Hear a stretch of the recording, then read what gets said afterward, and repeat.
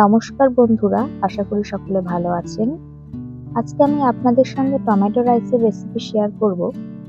সম্পূর্ণ নিরামিষভাবে পেঁয়াজ রসুন ছাড়া আমি তৈরি করব, খুবই ইজি প্রসেসে। তো চলুন শুরু করে নিই রান্নাটা।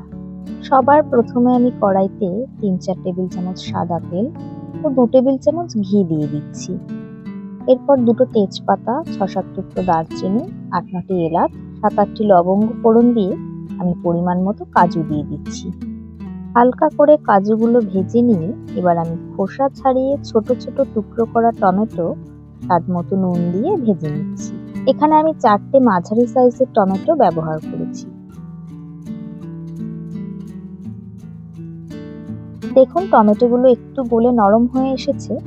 এবার এর মধ্যে আমি দিয়ে দেব 1 চা চামচ লঙ্কা গুঁড়ো ও স্বাদ মতো চিনি। এবার আবারও কিছুক্ষণ ভালো করে নেড়ে চেড়ে দিয়ে দিচ্ছি পরিমাণ মতো কিশমিশ ও সেদ্ধ করা মটরশুঁটি। এই সব কিছু ভালো করে মিশিয়ে নিয়ে এবার আমি বাসমতি চালের ভাতটা দিয়ে দিচ্ছি। এখানে 500 গ্রাম বাসমতি চালের ভাতটা আমি আগে থেকেই করে রেখেছিলাম। সব ভাতগুলো দেওয়া হয়ে গেছে। এখন ওপর দিয়ে ছড়িয়ে দিচ্ছি স্বাদ মতো নুন, গোলমরিচের গুঁড়ো 1/2 চা চামচ ও 2 চামচ ঘি। এবার ভাতটা ভালো করে নেড়েচেড়ে আমি গ্যাসের ফ্লেমটা অফ করে দিচ্ছি। দেখতেই পাচ্ছেন আমাদের টমেটো রাইস একদম তৈরি সার্ভ করার জন্য। এটি আপনারা কোনো ভেজ রেসিপি বা নন ভেজ রেসিপির সাথে খেতে পারেন। খুবই অল্প সময়ে লাঞ্চ বা ডিনারে এই রেসিপি কিন্তু তৈরি করা যায়।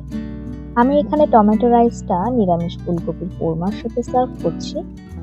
এই নিরামিষ ফুলকপির কোরমার রেসিপিও আপনারা আমার চ্যানেলে পেয়ে যাবেন।